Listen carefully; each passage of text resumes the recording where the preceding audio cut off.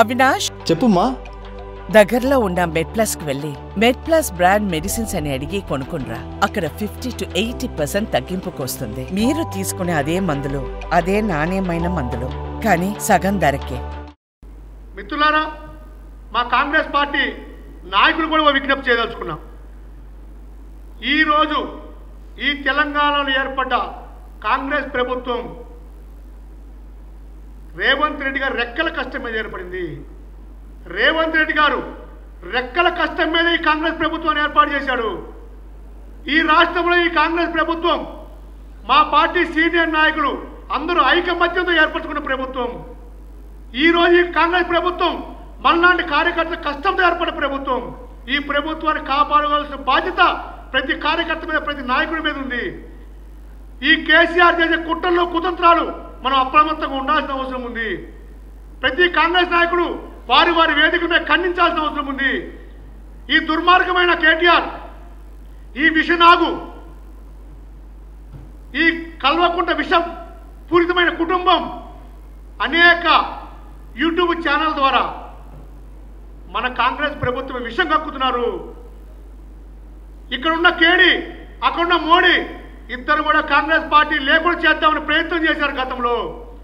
అయినా సరే వారి కుట్రల్లో కుతంత్రాలు ఎదుర్కొని ఈరోజు కాంగ్రెస్ పార్టీ తెలంగాణ రాష్ట్రంలో అధికారంలోకి వచ్చింది. భారతదేశంలో ప్రధాన ప్రతిపక్ష పార్టీ హోదాకు వచ్చింది. 10 సంవత్సరాలు కాంగ్రెస్ పార్టీ అధికారంలో ఉండబోతుంది. కాబట్టి ప్రతి కాంగ్రెస్ నాయకుడు, కార్యకర్త అప్రమత్తంగా ఉండాల్సిన బాధ్యత మన మీద ఉంది. ఈ ప్రభుత్వాన్ని కాపాడుకోవాల్సిన బాధ్యత మన మీద ఉంది.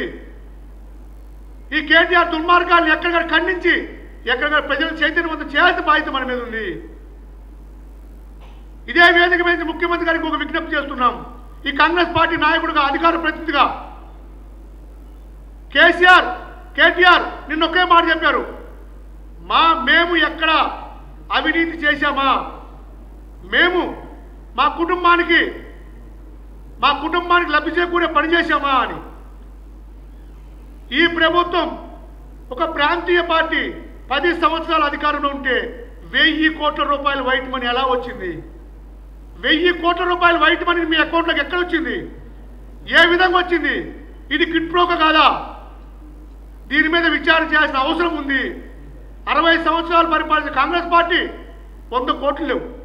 జాతీయ పార్టీకి ఇన్ని రాష్ట్రాల అధికారంలో ఉండి ఈ దేశాన్ని పరిపాలించి ఈ రాష్ట్రాన్ని పరిపాలించిన కాంగ్రెస్ పార్టీకి 100 కోట్లు లేవు. నిన్నగాక మొన్న పుట్టిన పార్టీ 10 సంవత్సరాల అధికారంలో ఉంటే మీకు 1000 కోట్లు వచ్చింది. బిడ్డ ఎక్కడికి పోయిందా 1000 కోట్లు? ఇంకా లుచ్చా మాటలు మాట్లాడుతున్నా బయట కూర్చొని వేదికల మీద, టీవీల్లో, ట్విట్టర్లో. ఇది అవినీతి కాదా? నువ్వు అధికారంలో ఉన్నప్పుడు నీ సామాజిక వర్గం ప్రయోజనాల కోసం ఒక గ్రీన్ ఛానల్ ఏర్పాటు చేయలేదా? వారందరికీ అనేక పెట్టుబడులు పెట్టే విధంగా వారు లబ్ధి చేకూరు చేయలేదా? ఈరోజు పుట్టబోతు మాట్లాడుతున్నావు. మాట్లాడితే తిరుపతి రెడ్డి ఎవరు అంటావు? అరే సన్నాసి ఎదవని తెలియదా? తిరుపతి రెడ్డి ఎవరు? తిరుపతి రెడ్డి అనే వ్యక్తి కాంగ్రెస్ పార్టీ ఇన్ఛార్జి ఆ నియోజకవర్గంలో. గత 15 సంవత్సరాలు ఆ నియోజకవర్గంలో కష్టాలు, నష్టాలు, బాగోలు చూసుకున్న వ్యక్తి తిరుపతి రెడ్డి. అక్కడ బరాబరు 100 మంది, 200 మంది, 1000 మంది తిరిగి హక్కున్న వ్యక్తి తిరుపతి రెడ్డి. అక్కడ పార్టీని బతికించి ముఖ్యమంత్రిని గెలిపించడానికి ముఖ్య పాత్ర పోషించిన వ్యక్తి తిరుపతి రెడ్డి. తిరుపతి రెడ్డి ఉంటావేంద్ర? అరే ఎవరు మాట్లాడతాం? మేము మాట్లాడలేమా? మేము ఇంకా పెద్ద మాట్లాడతాం. కేటీఆర్, నీ నోరు బాధకులో పెట్టుకో. నీ లుచ్చా మాటలు ప్రజలు గమనిస్తున్నారు. నువ్వు ఒక్కడికి వచ్చి ఏడుపులు ఏడ్చి నేను జైలుకి పోతా, ఎవరు సానుభూతి చూపించరు. తప్పు చేస్తే జైలుకు పోవాల్సిందే. నీ అవినీతి బయటికి తీస్తే ప్రతి నెల ఒక అవినీతి బయటకు వస్తుంది. నిన్ను ఆ అవినీతి మీద జైల్లో వేస్తే 100 సంవత్సరాలు నువ్వు జైల్లో ఉంటావు. 1 2 ఎంత అవినీతి, ఎన్ని భూ అక్రమాలు. ఇప్పుడు మాకు చెప్తున్నాం అధికారులంతా మా మాట విన్నారని. మా ముఖ్యమంత్రి గారు చాలా స్పష్టంగా నిజాయితీమైన అధికారుల్ని వివిధ స్థానాల్లో కూర్చోబెట్టాడు. మీ లెక్క అక్రమాలు చేయాలి, మీ లెక్క అధికారుల ట్రాన్స్ఫర్ డబ్బులు వసూలు చేయాలి. అది మా ప్రభుత్వం గొప్పతనం. మా ప్రభుత్వాన్ని ప్రశ్నించే నైతిక హక్కే నీకు లేదు.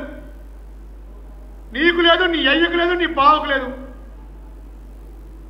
ఏ రోజు ఎమ్మెల్యేలతో మాట్లాడిన వ్యక్తి, ఏ రోజు వారి నాయకులతో మాట్లాడిన వ్యక్తి అధికారంలో ఉన్నప్పుడు ఈరోజు కుట్ర పన్ని 40 సార్లు 50 సార్లు ఫోన్లు మాట్లాడి రెచ్చగొట్టి అధికారుల మీద హత్యా ప్రయత్నం చేసిన వ్యక్తిగా నిన్ను జైల్లో పెట్టాల్సిందే. ఈ కేసులో, ఈ లగచర్ల కేసులో మొదటి ముద్దాయి నువ్వే. ఇలాంటి సంఘటనలు ఇంకోసారి జరగకుండా కఠినమైన చర్యలు తీసుకోవాల్సిన బాధ్యత ప్రభుత్వం మీద ఉంది. ముఖ్యమంత్రి గారికి మళ్ళీ మళ్ళీ విజ్ఞప్తి చేస్తున్నాం, ఇలాంటి దుర్మార్గం రాజకీయాలు సహించే పని లేదు. ఈ కేసులో కేటీఆర్నే ప్రథమ ముద్దాయి చేయాలి, కేటీఆర్నే శిక్షించాలి, 100% కేటీఆర్ని అరెస్ట్ చేయాలి.